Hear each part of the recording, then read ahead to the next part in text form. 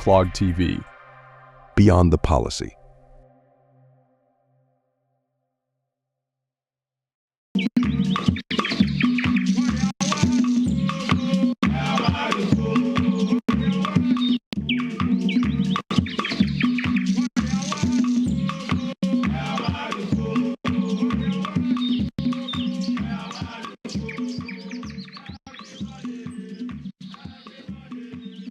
You're welcome back to the KOKO Digest Morning Show. If you're just tuning in, this is the KOKO Digest Morning Show, and we're about having our main discussion.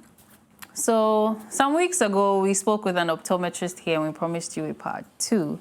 So yes, our very own Dr. Augustine Derry is here with us to talk about everything related to our eyes. So yes, send in your comments to our WhatsApp and YouTube live stream, or to our WhatsApp numbers Facebook and YouTube live stream, and then onto our WhatsApp number that will be displayed on your screens.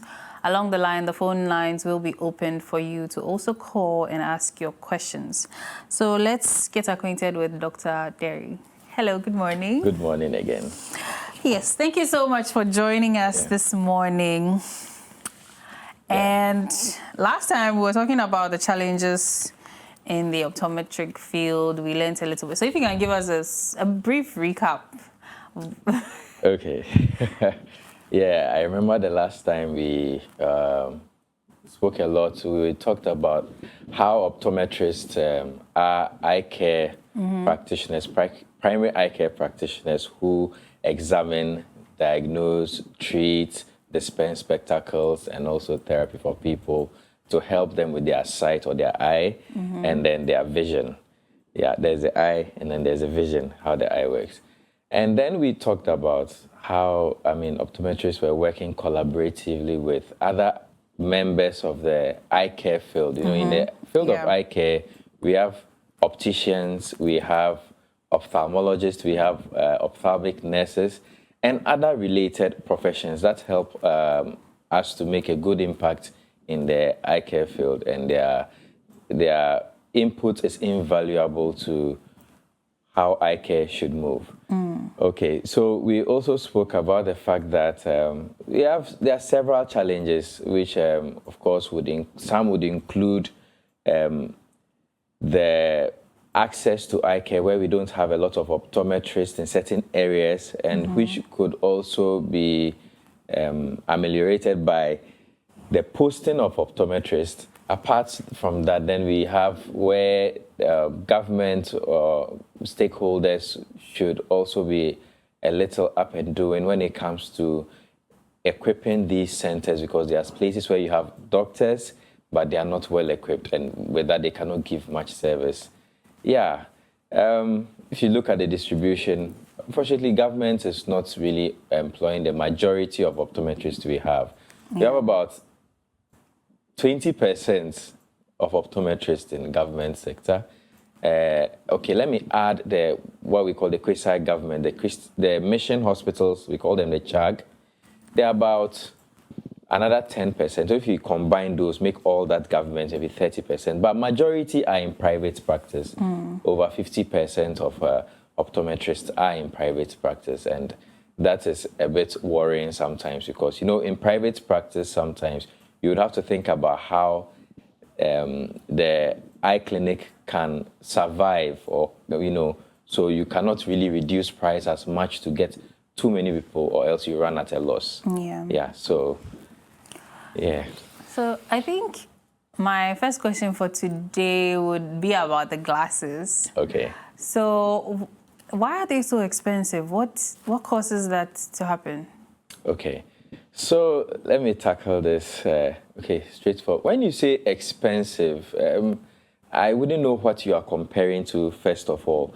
But we should know that glasses or eyeglasses that we used to see, they are just not any commodity. They are medical devices that are used. That's one. They have to be manufactured to fit some standards, that's I'm talking about, from the lab, such that it's safe for humans to use or to look through, such that it doesn't damage your eye. Apart from that, then there is the part where there is a doctor that takes care of you, make sure that he has the right prescription. We have to also fit them well. You would have to have very trained doctors, very well-trained opticians. So the optometrist, the optician, to help you get this well fixed. The training is not cheap, you understand? Then after that, we are talking about the materials themselves. People talk about, frames, for example.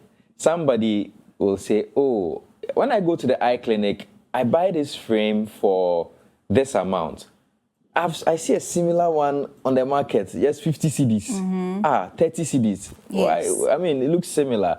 But we quickly forget that there's China-made goods, I mean, the inferior quality goods, and then the well or durable goods. Frames are medical device, optical device as well, and they fit a certain standard. They need to be able to withstand stress. You need to be able to withstand heat, chemicals. I mean, if you are in an accident scene or something like that, will your glass shatter and get into your eyes, or would it be able to protect you? You need to consider all these things. So then frames have to be procured from the right source. And some of these don't make it very, the test and all that don't make it very cheap, unfortunately. To add to it, unfortunately in Ghana, there is tax components when you are bringing in lenses or frames. So this is where the government, as a very huge stakeholder, can put in something to help to reduce the cost. Take off the taxes. They are medical stuff. So if you take off the taxes, we'll be able to get it to the end users for cheap. However, I mean, everybody will get this. Well, true. So is there something like the medicine in the lens finish? Okay. Yes. So I get a lot of people coming to the consulting room. Oh, doc, I got these glasses 2 years ago. It's like the medicine is finished. Okay, maybe it comes from the term medicated lenses. So people think. I like to call it prescription lenses.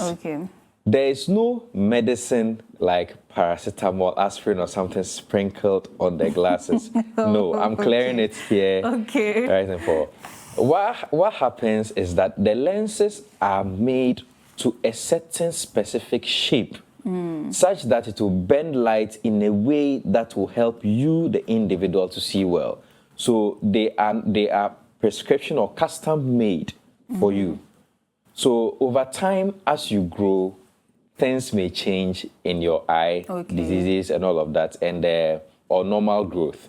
And this will necessitate that we check you again later and then see if we can change the prescription to suit your eye. So there's no medicine inside. So basically, a pair of glasses can operate for as long as possible in the capacity it's been given. Yes, if your prescription does not change, you can use the same prescription for 6, even 10 years. But there's another catch. If the integrity of the glass is okay, for example, you don't have scratches, you don't have chemical damage or heat damage and all of that, of course you can use it. So does the usual wiping that people who wear glasses do have any effect on the prescription? Yes, your wiping has a lot to do with the visual performance of your eyeglasses. If you are wiping with the right or cleaning it well, I'll show you how to clean it well just now. How do I clean my glasses? You have this cloth that we give you from the eye clinic, this microfiber cloth. Use that one to clean it. You also have the this spray with the solution, the cleaning solution.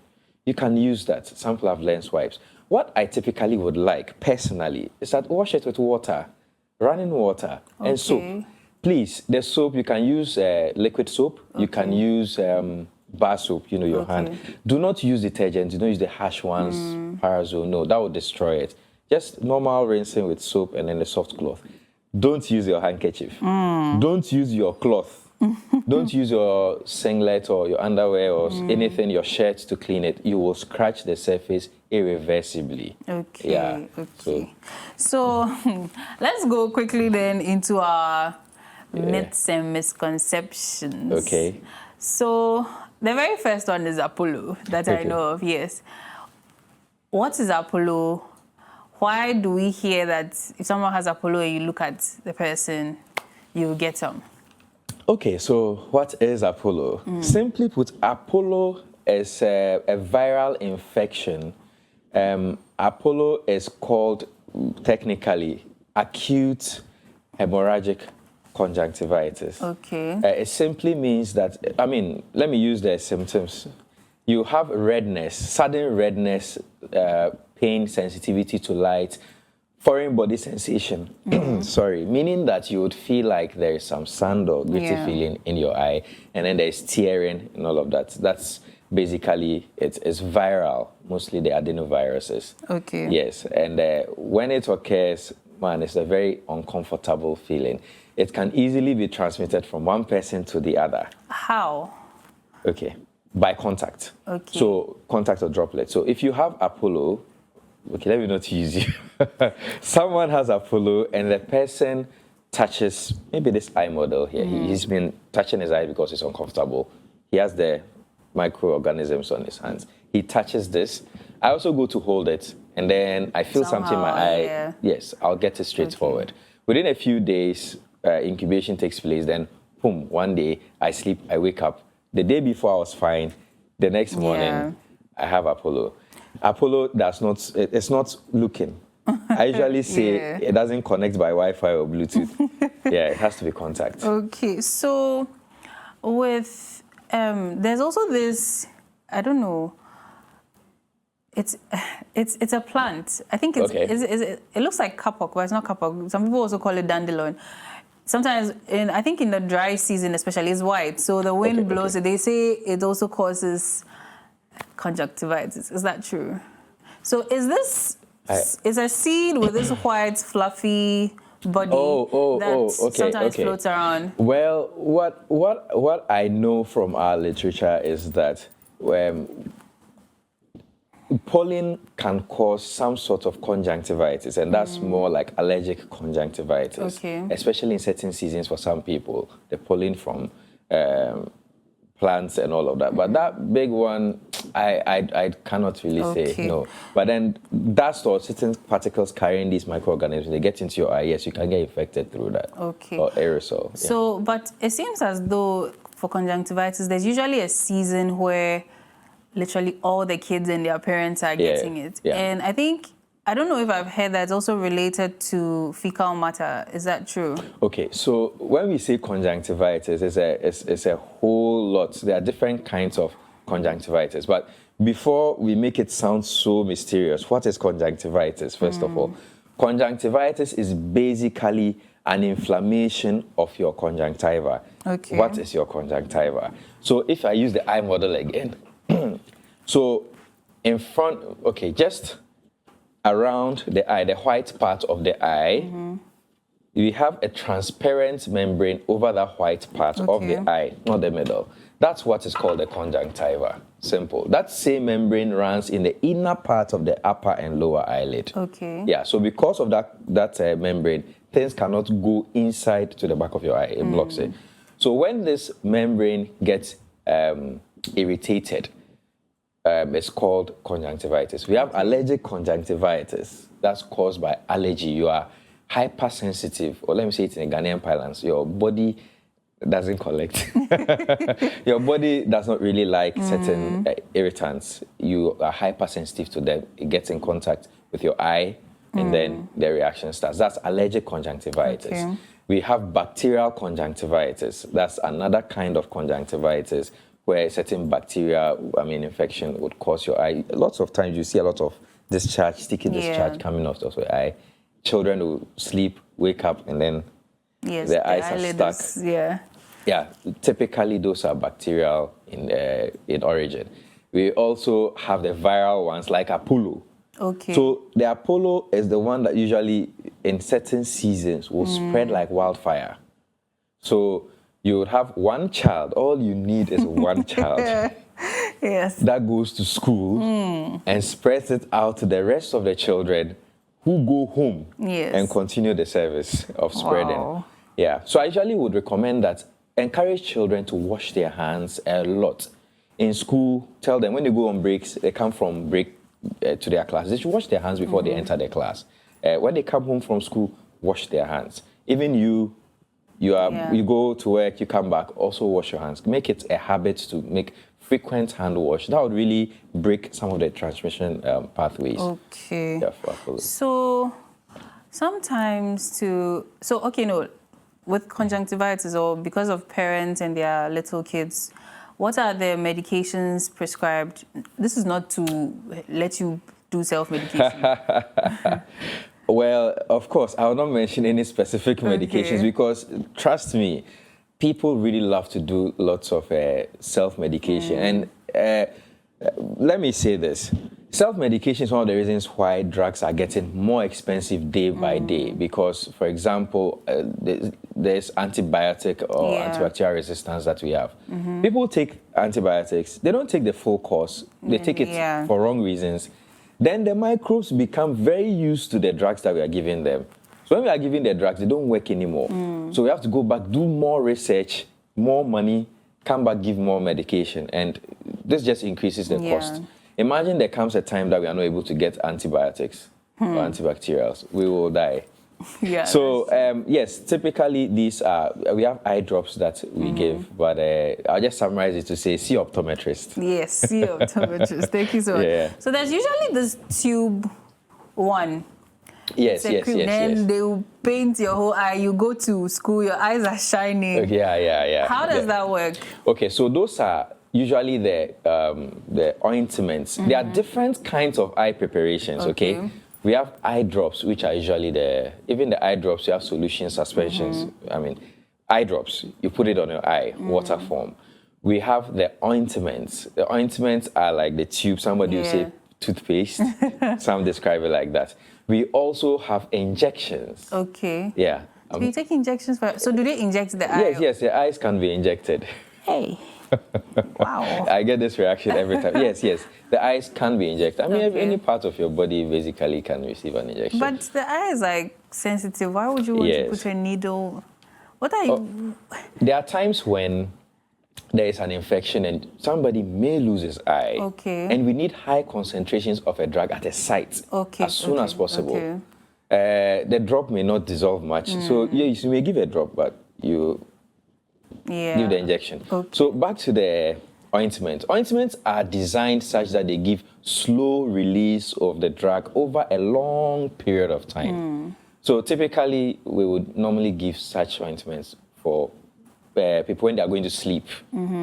It can be during the day, but sometimes when you are going to sleep. And they should be applied correctly. Ointments are not, pardon, let me say, it's not pomade. Okay. You have to retract your lower eyelid, pull it back so that a little pocket forms here, and then you put a thin strip. If you press the tube slightly at the bottom, the ointment will come out. Just put a thin strip inside the lower portion of the eye. That is what is needed. Okay. Yeah. So there's a question here. It says, please ask the doctor the best treatment for cataract. Oh, okay.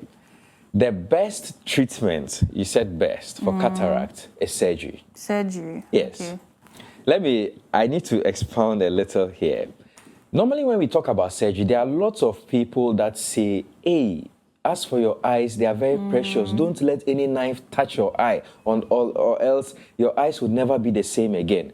A lot of people have gone by this fear and they've missed out on getting life-changing surgeries. Cataract surgeries are generally safe. Techniques have improved greatly over the years, and cataract surgeries have very high success rates. Okay. Of course, it's a human activity, and there can be mishaps can happen. But generally, cataracts have very, very, very high success rates. Okay. So don't be worried about having the cataract surgery. Please, no herbal medicine will take the cataract away. Okay. It is not true. I'm waiting for someone who has had cataract and has done herbal whatever to come and show it to me. I am not trying to discredit anyone, but I'm just saying the truth. Okay. Cataracts are mostly as a result of normal aging. Okay. So if you grow old enough, you will get a cataract. It's just like getting gray hair.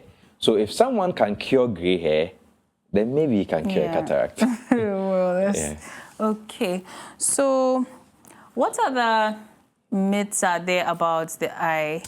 I think the one I know now is that when you rub your eyes, like they say, you are shaking your eyeball and it's wrong or something. I think I saw that not too long ago. Okay, well, this one I would not say it's a myth. I'll say it's true. Okay. It's not very good to rub your eye, the eye surface.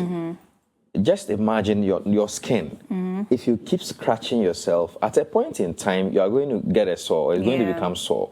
The same happens to the surface of the eye. If you rub, at a point in time, you rub and then there'll be tiny cuts and then you get sores, like micro sores on your eye. This can affect the curvature of the front of the eye. And why am I saying this? The curvature is so important in the way light enters your eye. So if it affects the curvature, you might likely end up wearing glasses to help you see better. It may even cause bigger sores. And when these sores heal, you can have what we call scars. Just normal scars that are on the skin. When they appear on the eye, they're in front of the black. When they appear there, they become white. Those scars are white, and they block light from entering the eye. So are those scars removable? No. Oh. No. If you get a scar in the front part, it's not removable. Usually, we will do a corneal transplant, and that can be very expensive. I mean, removing your cornea and taking another person's cornea into your eye, a transplant. And that's a whole other world. Yeah. So this one is also saying, I'm young, 23, but I got it from an accident. What about that? It didn't come from aging. So I think you got cataract. Okay, yes. So there are different causes of cataract. Okay. The most common cause is age. I even like to say a cataract is simply when the lens in your eye, there is a lens, a clear lens on the inside of the eye. Okay, and then let me take this off too. So somewhere here, there is a clear lens that helps you to focus light. That lens is what loses its transparency as you grow, and then that's what we call the cataract. Yeah, the cataract. Now, cataracts can be caused by normal aging. Cataracts can be caused by accident or, let's say, trauma, a hit to the eye. An accident can cause that. Cataracts can also be caused by self-medication.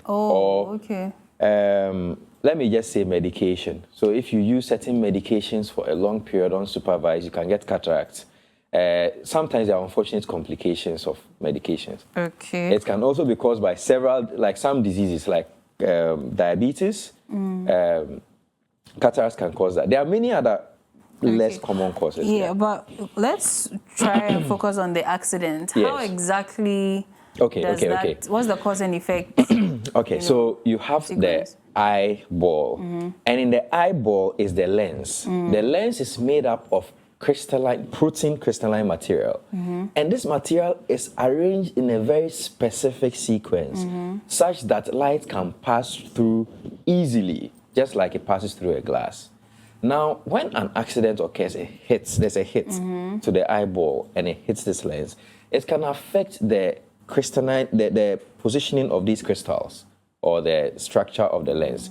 And this will definitely spoil the way that it is. Yeah. So the lens there, like we are seeing on the screen, if something hits it, it can cause the transparency to be affected. Okay. And even in the aging, we call it, there's natural, what we call denaturation of the protein of the lens.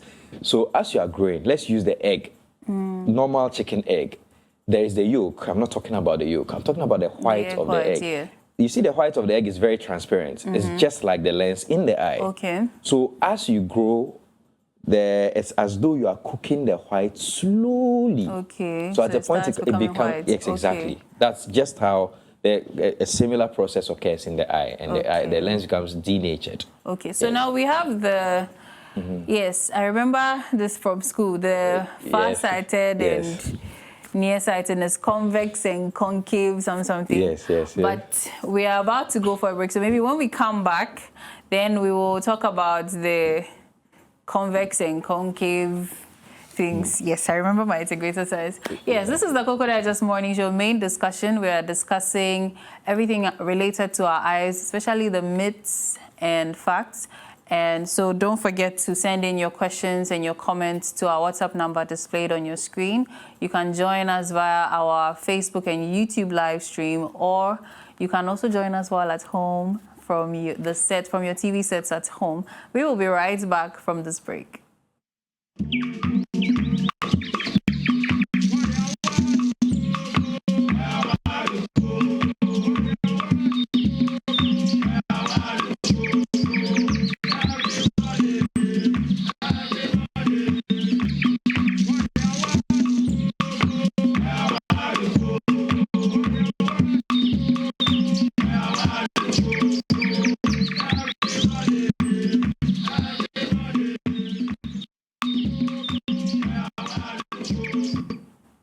Yeah, welcome back to the KOKO Digest Morning Show. If you're just tuning in, this is the KOKO Digest Morning Show, and we are discussing eye care, the myths and facts in the eye industry or in the eye world with our Dr. Augustine Derry. He's an optometrist.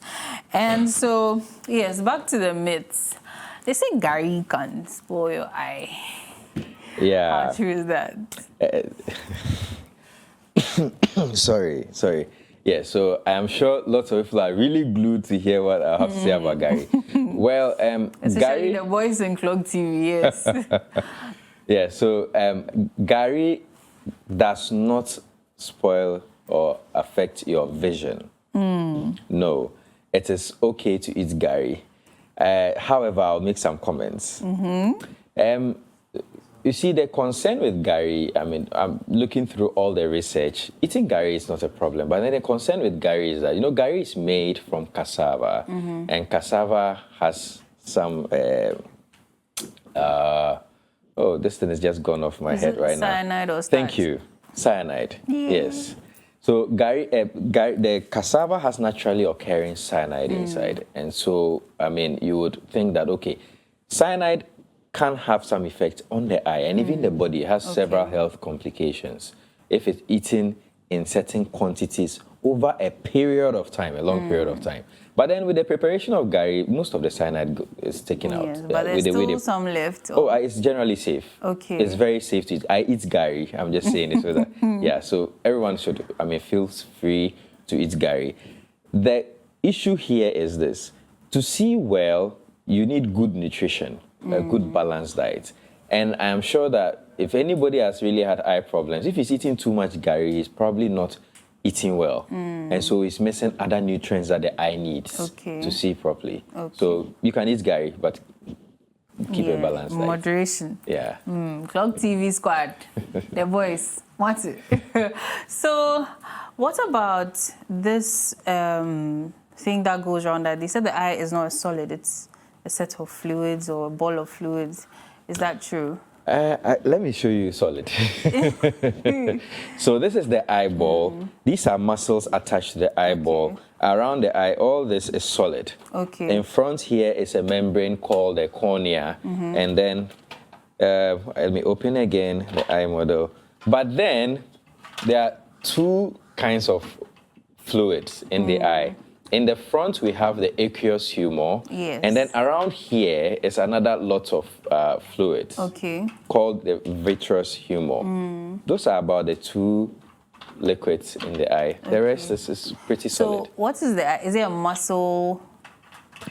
I don't get Or what exactly would we classify the eye? The eye is made up of muscles. There are, of course, tissues, connective tissue, blood vessels, how do you call it? Crystalline protein structures. There are lots of, yes, it's so pretty it's solid. A group of, Yes, it's very solid. There are blood vessels running through and all. So, we have a question here. It says, hello, KOKO Digest, good morning. I'm enjoying Mr. Derry's conversation. Can Mr. Derry recommend any specific lens coatings or tints for my needs? This is from Mrs. Annabelle Isiama.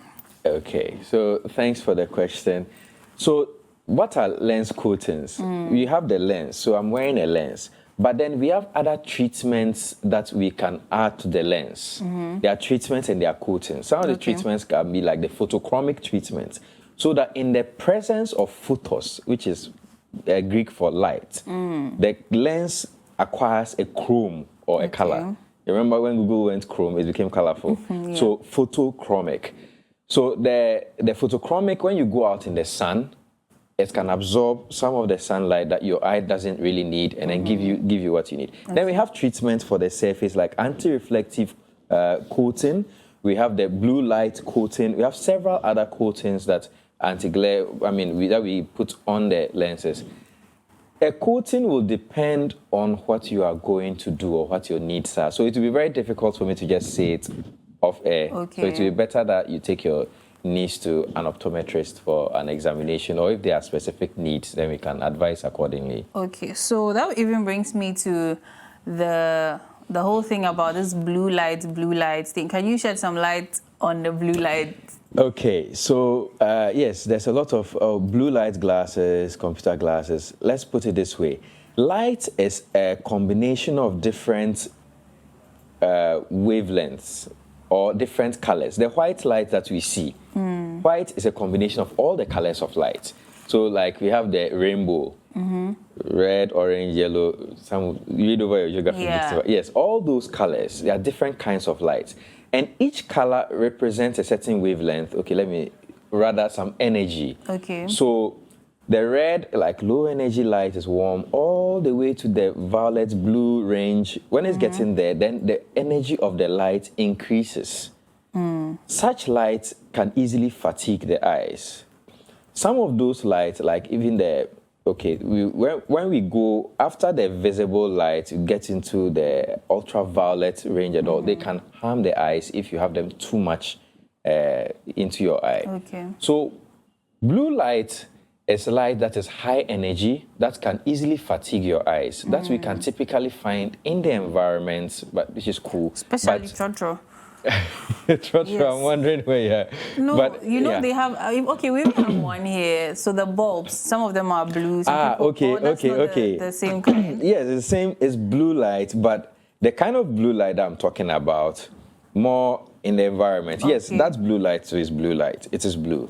Then we have the one from the screens, from the phone, the tablet, the computer. If you work at the computer for long periods, you are most likely exposed to blue light a lot.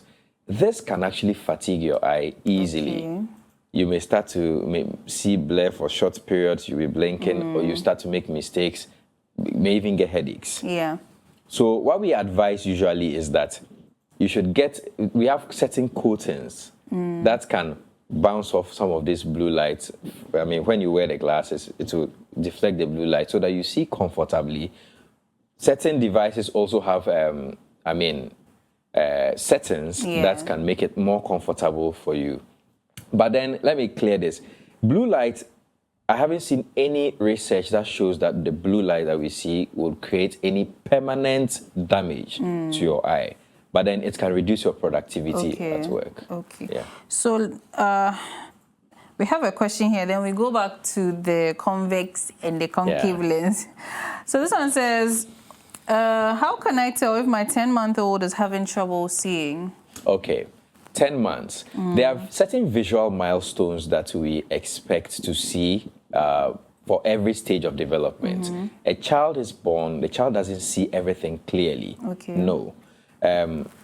That's why you try to catch their attention and then you don't really get them. But at a point in time, they start to follow movement and objects. And then at a point in time, they start to recognize faces. At 10 months, your child should be able to track items. Tracking means the two eyes fused on the object and following it in total pursuit. That's tracking. And then when the eyes are moving up, down, they should move similarly. Not like this one goes up very well and this one doesn't go up too well.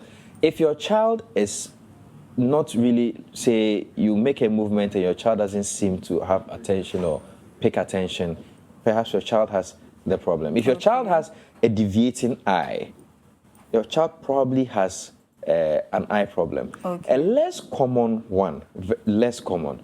Sometimes when we take pictures, we see that the pictures come with people's eyes looking red or orange, That's actually a reflex of what is inside the eye, Okay. the back of the eye, the retina. In very rare circumstances, you've taken a photo, a family portrait, and you realize that the child has one eye orange, and then the other eye is whitish. Quickly go to see your eye health professional for diagnosis. So with the example you just made about the photo, we used to think it was the flash. Maybe the flash is too much on the eye. What's the difference? That is the light from the flash that has entered the eyeball. Okay. And fortunately, the angle is such that the light reflects back very well for you to see what is inside the eye.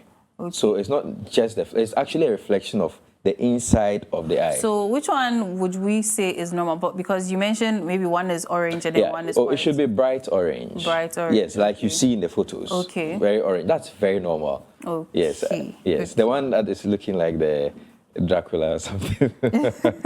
So somebody here, this is Caleb from Takrady. He says, can I randomly walk into an eye clinic for photochromic lens?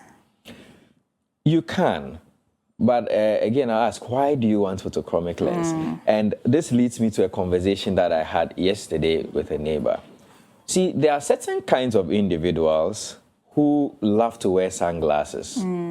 And you'll not understand, but they just love to wear sunglasses. Other individuals are there that always complain of headaches. And people think that they are lazy or they don't want to do work. They easily get headaches, they're always complaining, I'm not feeling well and all of that. They go to the hospital and there's absolutely nothing wrong with them. There are these people that should actually go for an eye check. The problem could be coming from their eyes. These are usually the people we call the photosensitive people or the light-sensitive people.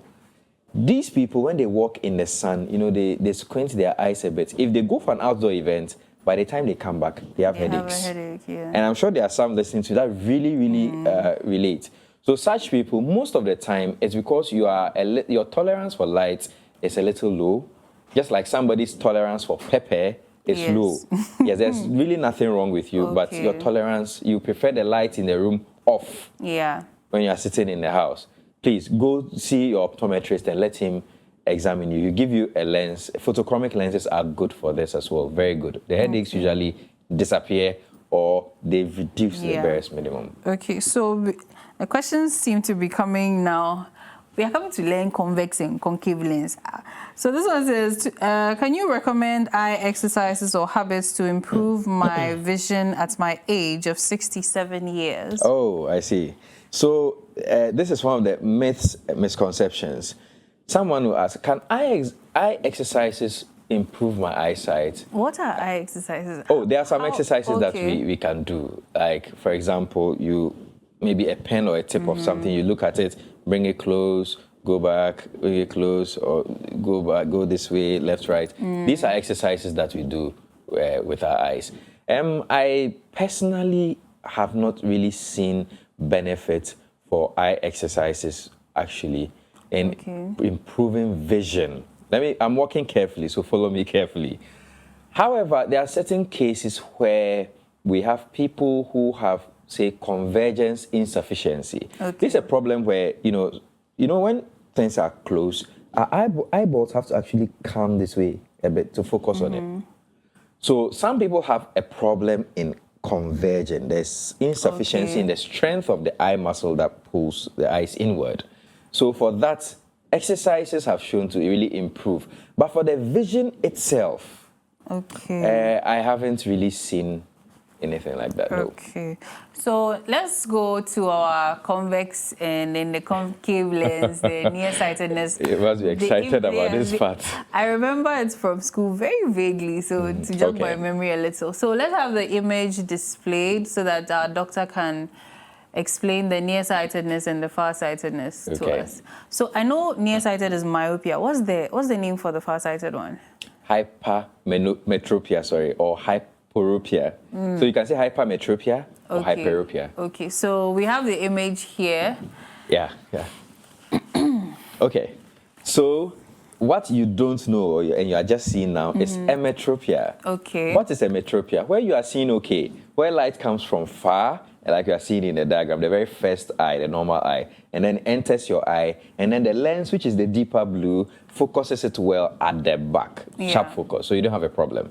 But there are people that when light comes from afar, the lens sort of overworks, or the eyeball is longer than it should be. So the light comes to a focus before. So you see where the light intersects? Yeah. It intersects before, and if you extend it, that's where it hits the back. So it's a blur image that is formed there. So such people, when you bring the image closer, the point of intersection in the eye will also move back. And it will go and hit the back. So that's when they see clearly. That's why such people, we call them near or short-sighted. So when you bring things closer or short distance, it can easily hit the back of the eye and they see clearly. Those are the short-sighted people. Then someone will say, oh, then long-sightedness is the opposite. Not necessarily. Long-sightedness, you know, in JSS they'll say that. Long-sightedness is where you see with less effort when things are farther than when they are closer. Let me take this again. Normally, we should use less effort when things are far. When they are coming closer, we use more effort normally. But for the hyperope or the long-sighted person, he's using more than usual effort to see. Even at far that most people are relaxed, he is focusing a bit, or we call it accommodation. He is exerting a little strength to see. So when things come closer, he's using even more strength to see, and he can get tired easily, get blur vision easily. So with long-sighted, yes, it's easier for him. The key word is easier. It's easier for him to see when it's far than when it's closed. It's close. Now, there is astigmatism, which is below that. Astigmatism is sometimes a little tricky to explain, but I think we'll do a very easy job here. So let's take the clock. 12 o'clock, 1 o'clock, 2 o'clock, 3, the clock face. So 12 to 6 o'clock is one straight vertical line. 3 to 9 is a straight horizontal line. Now imagine that light rays have orientations or angles. 12 to 6 is 90 degrees, 1 o'clock, 2 o'clock, and the in-betweens and all that will form a whole beam of light. So now in astigmatism, all of the light rays that enters the eye is supposed to focus sharply at the back like we see in the normal eye. But in astigmatism, some of the angles will not focus well. So maybe 12 to 6 will not focus well, but every other part will focus well. Or 3 to 9, that line. Or in between, 2 to 8 will not focus well. That is astigmatism. So in that case, does the vision become slightly blurred? So it's very easy for you to think that, oh, I am short-sighted. Then you come and I tell you, no, it's astigmatism. Because such people, when things are far, they see, but they don't see. So for example, the letter T, if you have strong, high astigmatism in one angle, the letter T, you may see only the vertical stroke, but the horizontal stroke, you don't see it very well. So you think it's I. So such people make mistakes. When they're writing numbers, you see, if you work in a bank and you have astigmatism, you can imagine. You see 8 and think it's 3. You know, you miss certain portions of images, and that could be very concerning. That's astigmatism. All of these end in glass correction. Hey, I use the word. I mean glassware. When I say correction, I don't mean that when you wear the glass for a while, you take it off and then your eyes will be fine. No, the glasses will aid you to see well. So is that where the concave thing comes in? So the glasses prescribed for you? Yes.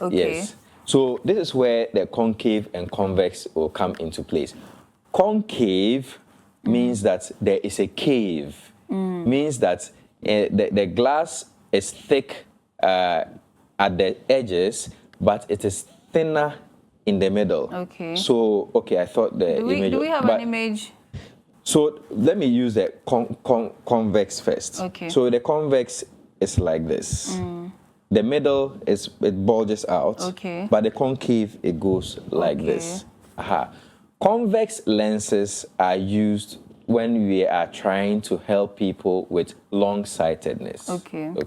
And then concave glasses are used for people. Yes, good. Concave glasses are used for people with short-sightedness. Okay. Yes, that's just about it. So you see that the concave glasses here, they will make lights, let me simplify. Both of them will make lights move in a certain direction after passing through them, such that when they now enter the eye can now easily focus. Yeah. So is it possible to be one person and then you have, say, 2 or 3 different pairs of glasses for different needs?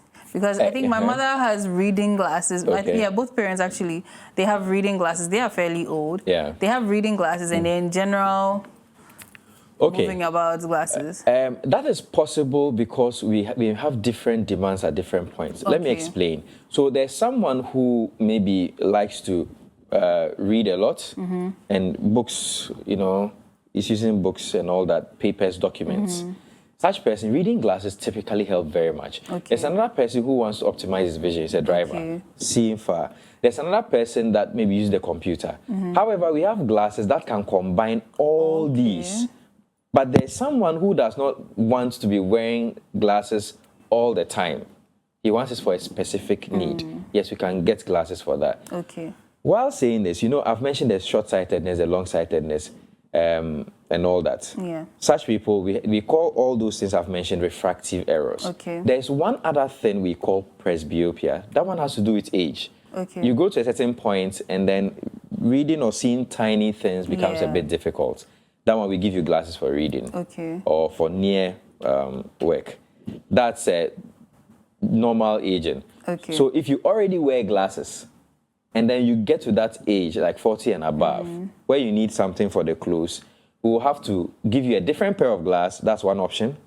Or we will fuse the glasses together. Okay. We have the bifocal. So somebody who is short-sighted and then later, or long-sighted and later has to read. You see the glasses with the line, sort of. Yeah. So the top for far vision, the bottom for reading. For reading, yes. Yeah. It's like a... And there's one that we can take the line out, Oh, okay. And then... So there's a question here, but I think we've answered it. He's asking, is there any medicine that can clear cataracts from the eye or unless surgery? And if yes, what is the name of the medicine? You will have to visit your optometrist. There is no medicine. The closest I've found is one that they say reduces the rate at which the cataract will. Okay. But I would not really... It will still come. Yeah. Okay. So, about this eye issue again.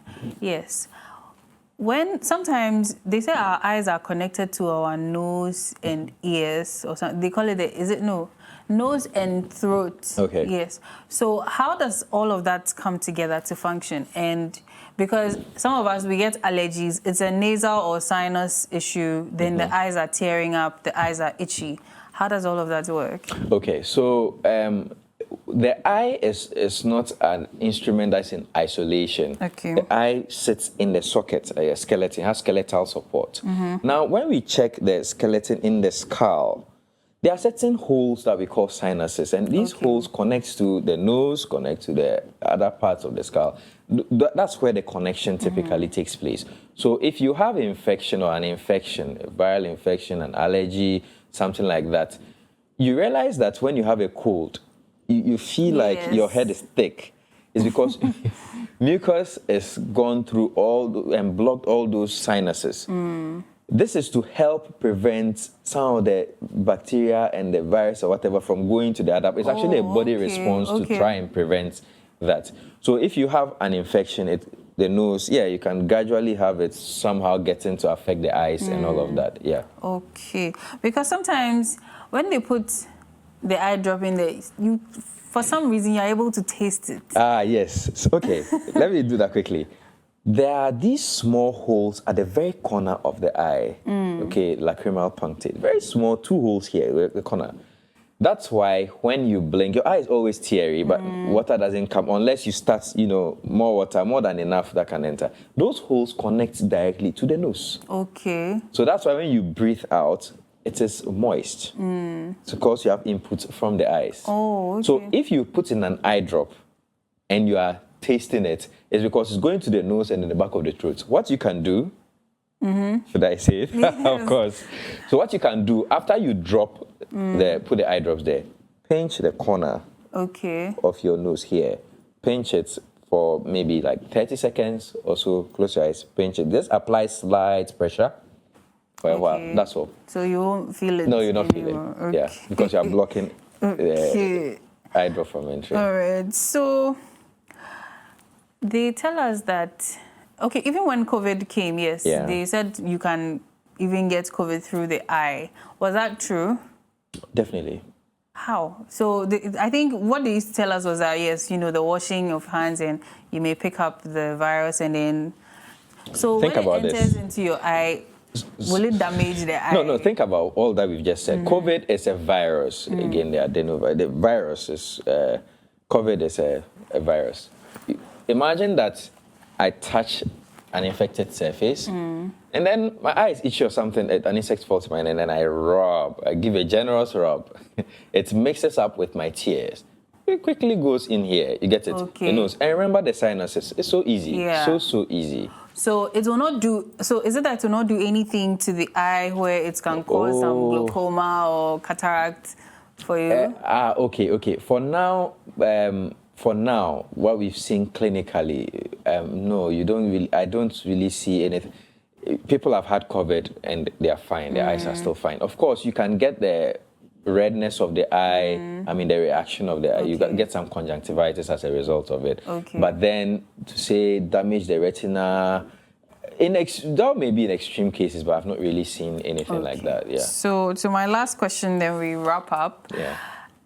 What causes boils on the eye? Is it a general body thing or it is an issue specifically to the eye? Okay, it could be a general body. These are normally infections that occur. Okay. You see, even at the tip, let me show you, at the tip of the eye, the base of the eyelashes, you can have an infection there as well. Yeah. And those infections, boils can form as a result of these infections.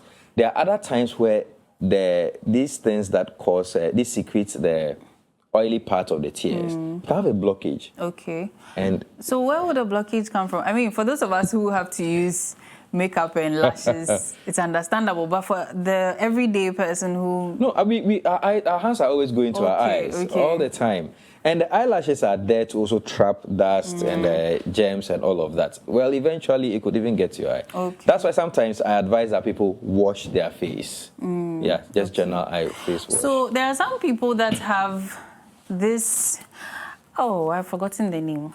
Yeah. They usually have it on some joints, but some people have it on the eye. It's like a round ball on the eyelid. It's painless. Oh, okay. I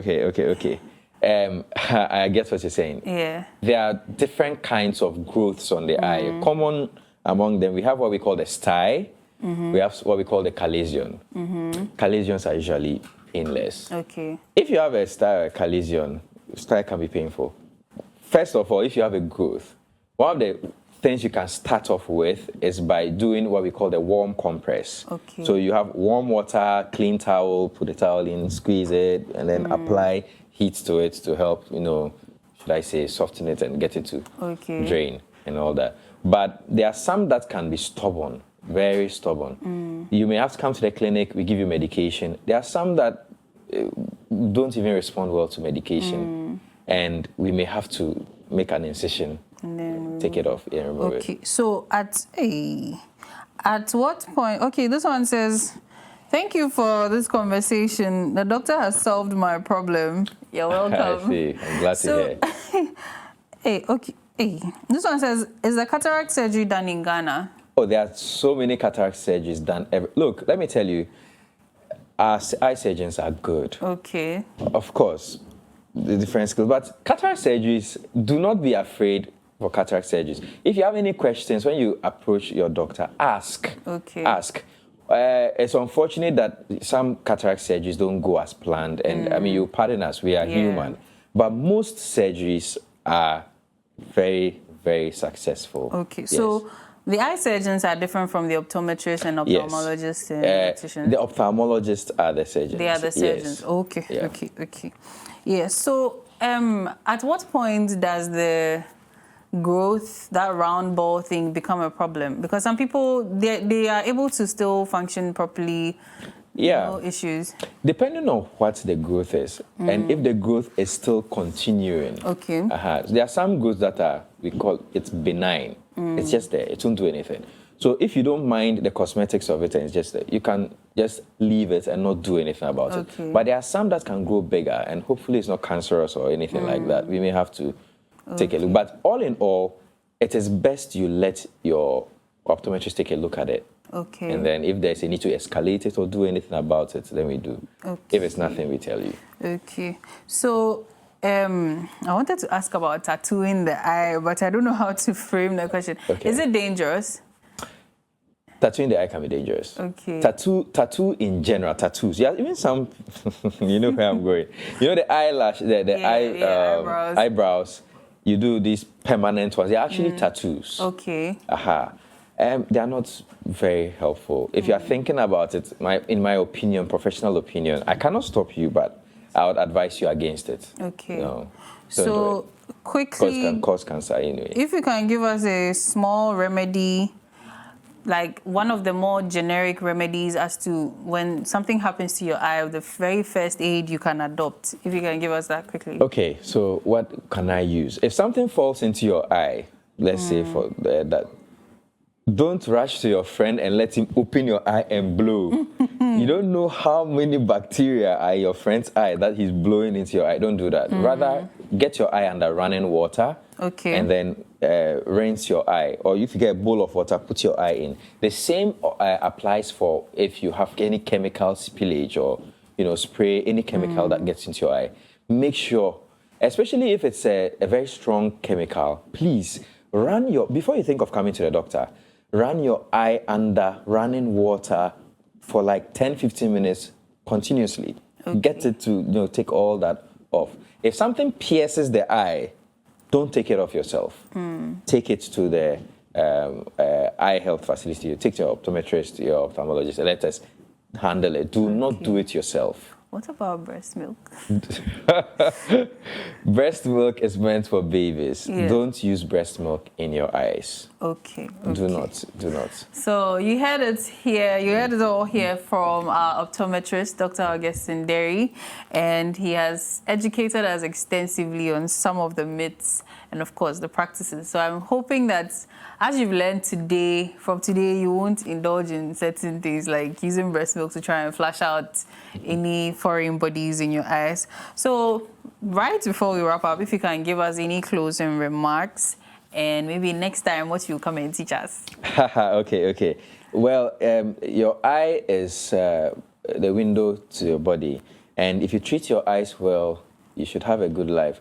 You take about more than 70% to 80% of the information you have in our environment, we receive it visually. So don't joke with your eye.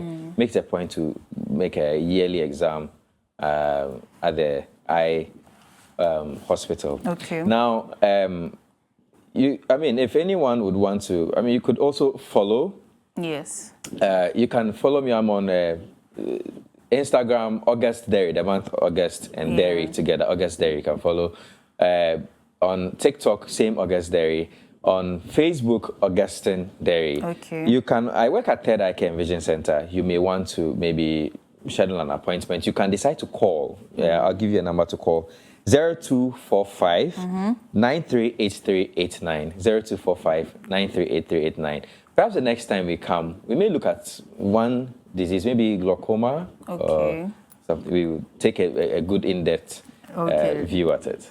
All right. Thank you so much. So while you were speaking, somebody said, please, I'm John Bannerman, watching you live from Second D. Please, when I'm reading, I see it small. Can I go for lens? Yes. Yes. Go and speak to your optometrist. We like that too much. Thank you very, very much.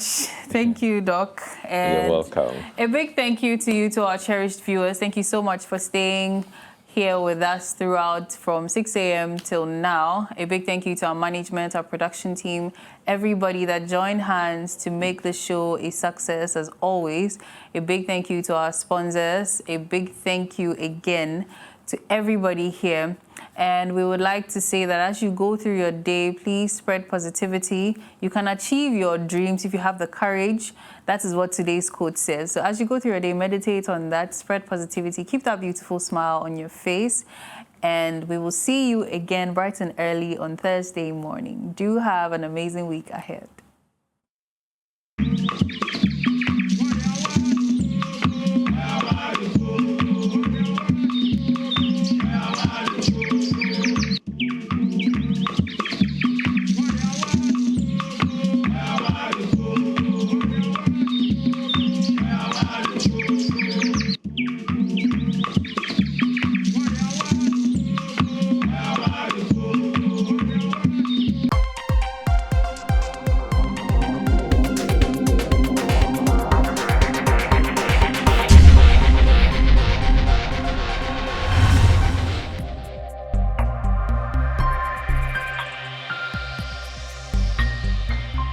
Clog TV. Beyond the policy.